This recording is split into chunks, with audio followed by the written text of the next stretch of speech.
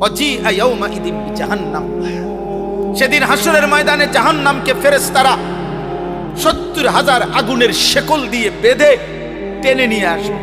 এইটা মনে করেন এই যে এটা কি কয় সাউন্ড বক্স, এইটা যেমন আমরা এখন সবাই দেখতেছি, সেদিন এরকম প্রকাশ্যে প্রত্যেকে তার চোখে জাহান্নামকে দেখবে হাসরের মাঠে। ওয়াজাআ রাব্বুক, আল্লাহ বলেন বন্ধু আপনার রব আল্লাহ তিনি হাসরের ময়দানে কুদরতি ভাবে উপস্থিত হবেন। ওয়াল মালাকু সাফফান সাফফা, কোটি কোটি ফেরেশতা সারিবদ্ধভাবে থাকবে। একদিকে জাহান্নামের গর্জন শোনা যায়, একদিকে মহান আল্লাহ উপস্থিত, চারিদিকে ফেরেশতা দাঁড়িয়ে আছে, ফেরেশতার হাতে আমার আমলনামা আছে, পায়ের নিচের জমিন উত্তপ্ত, মাথার উপরে আসমানের নিচে সূর্যটা প্রখর উত্তাপ। এক মাউদাউ কাদামিন, নবীজি বলছেন পায়ের নিচের তালুর যেটুকু জায়গা, এক মানুষ এটুকু জায়গায় শুধু পাবে, ডানে বামে সামনে পিছনে 1 সেকেন্ডের জন্য আকপিস করতে পারবে না, এক সুতা নড়াচড়া করতে পারবে না। কমপক্ষে প্রথম দিন দাঁড়াইয়া থাকতে হবে খোদার কসম 50,000 বছর। ফি ইয়াউমিন কানা মিকদারুহু 50,000 সানা। আল্লাহ বলছে ইয়াউমান ইয়াজআলুল বিলদানা শাইবা, আল্লাহ বলছে বান্দা হাসরের ময়দানের একদিনে বান্দা একদিনের দুঃখ কষ্ট আর পেরেশানিতে একটা কুলের বাচ্চা একদিনেই বুড়া হয়ে যাবে। একদিন, এ তো কোরআন শরীফের আয়াত। আপনার ফাকাইফা তাত্তাকু, আল্লাহ বলছে কি বুঝা তোমরা নাফরমানি করছো বান্দা, কি বিষয়টা কি? আরে ভাই কেন নামাজ পড়ছো না? মুসলমানের যুবক, মুসলমানের আব্বা নামাজ পড়ছো না কেন?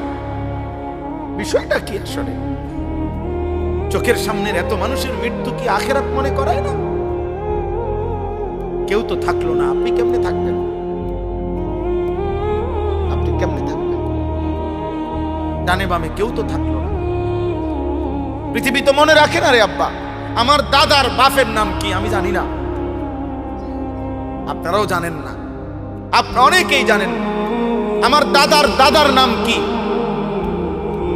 শতকরা 99 জন না 99.5 জনই বলতে পারবে না। তাহলে আমার দাদার দাদা আজ থেকে 1,500 বছর আগের না? কথা বলে না কেন? কি সর্বোচ্চ 200 বছর?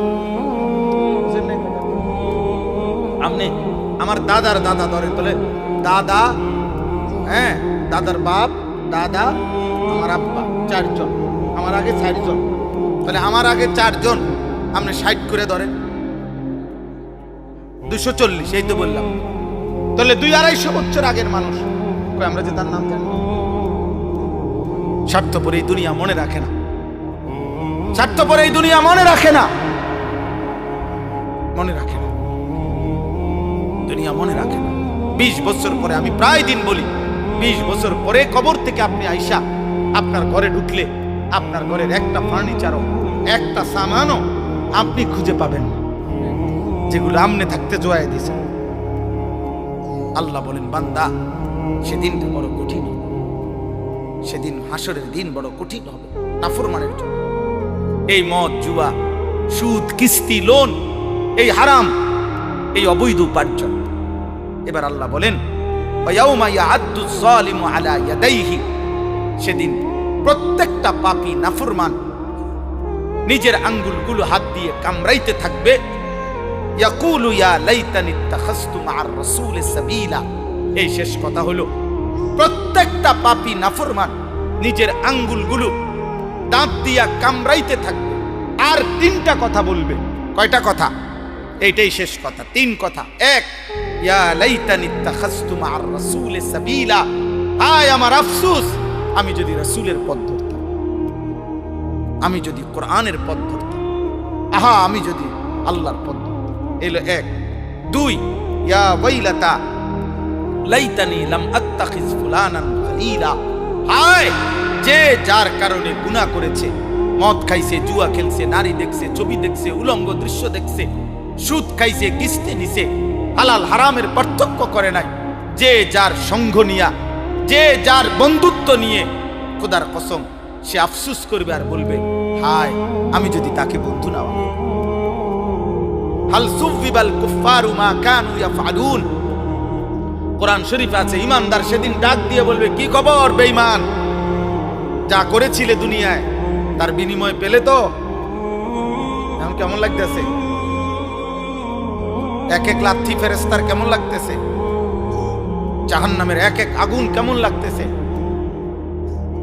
খোদার কসম এটা কোরআন শরীফের আয়াত। সেদিন ডাক, কোরআন শরীফে আছে ঈমানদার জাহান্নামীকে ডাক দিয়া বলবে, আফামা নাহনু বিমাইয়িতিন। আর কোনদিন মানুষ অনেক সময় লজ্জিত হইলেও অনেক সময় কয়, আচ্ছা দেখমু বেটা মাতবরি করস, কয়দিন এরম বিপদ তোরও হইতারে। হ্যাঁ, আমি একটা ফেসে পড়ছি দেখে একেবারে আসলে।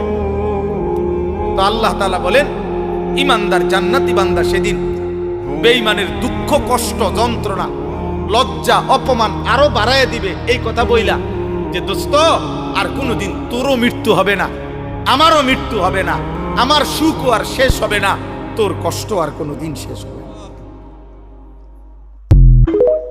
আফামা নাহনু বিমাইয়িতিন। আল্লাহ তাআলা বলছেন, ফাত্তালা ফারাআহু ফি সাওয়াইল জাহিম।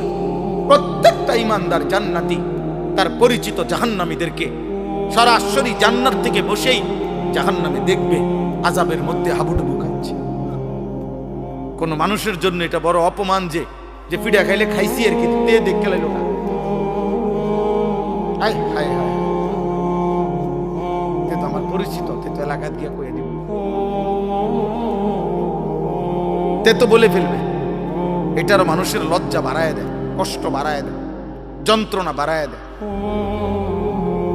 ঈমানদার দেখবে তাকায়, ঈমানদার গল্প করবে, কোরআন শরীফে আছে গল্প করবে।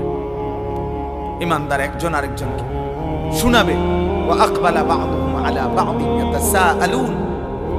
এক জান্নাতি আরেক জান্নাতীকে মুখোমুখি হয়ে গল্প করবে আর বলবে, অমুক অমুক দুনিয়াতে আমার পরিচিত ছিল, যারা আমাকে বলতো আখিরাত হবে না, যারা আমাকে বলতো নাফরমানি আর অস্থিরতার অসভ্যতার মধ্যে ডুবে থাকতে, আমি আল্লাহর রহমতে তাদের কথা না শুনে আল্লাহর গোলামি করে গেছি।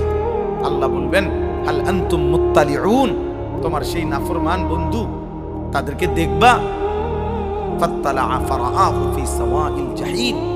আল্লাহ বলে সেদিন ঈমানদার জান্নাতি বান্দাকে আল্লাহ তাআলা ওই জাহান্নামী নাফরমান পরিচিতদেরকে দেখাবে, যে দেখো তাদের পরিণতি কি হয়েছে।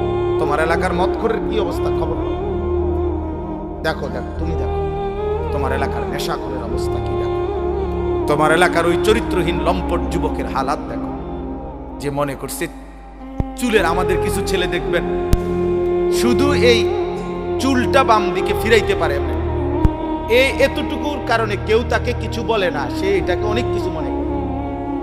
সে মনে করে তার জীবনের সফলতা যে আমি যে বেঈমানের মতো চুল রাখতে পারি অথচ কেউ বাধা দেয় না, এটা আমার জীবনের সফলতা। না রে আব্বা, এটা তোর জীবনের ব্যর্থতা, তোকে কেউ ফিরায় না,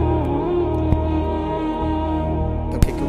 অনেক যুবক মনে করে, অনেক মেয়ে ছেলে মনে করে, আমি যে সারা রাত মোবাইলে নারী ছবি জেনা ব্যভিচার দেখতে পারি, অথবা কোনো ছেলের সাথে হারাম সম্পর্ক করছি, কোনো মেয়ের সাথে হারাম সম্পর্ক করছি, কারো যে সাহস নাই আমাকে বাধা দেওয়ার, মা বাবা আত্মীয় স্বজন, এটা আমার জীবনের সবচেয়ে বড় ক্রেডিট।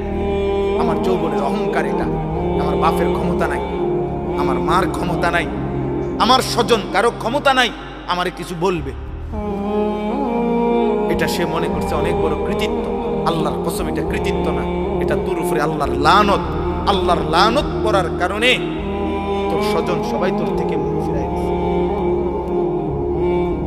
কারো আর বিষয়টা এমনই যে জাহান্নামের আগুনের কাছে চলে গেছে, কেউ ভাবতেও আসে না যে ওরে টেনে ধরা দরকার, যা পড়ে যা, বাদ দে, খালি বেটা আগুনে পুরুম নালে ডুবে মরুক, বাদ দে বেটা। আমরা কিতাবে পড়ছি, শেখ সাদি রাহমাতুল্লাহ আলাইহি বলতেন, ইন্না মিন আযমি নিআমিল্লাহ আলা আবদিহি আন ইউফিকাহু লিসহবাতিল আখিয়ার।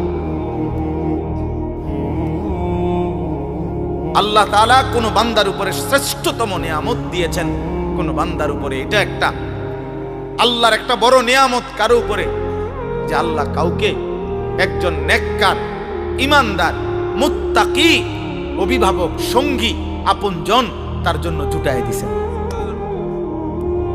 এটা তার উপরে আল্লাহর বড় নিয়ামত, যে তাকে টেনে ধরে না তুমি এটা করতে পারবা না, এটা হারাম, এটা হালাল, যে তাকে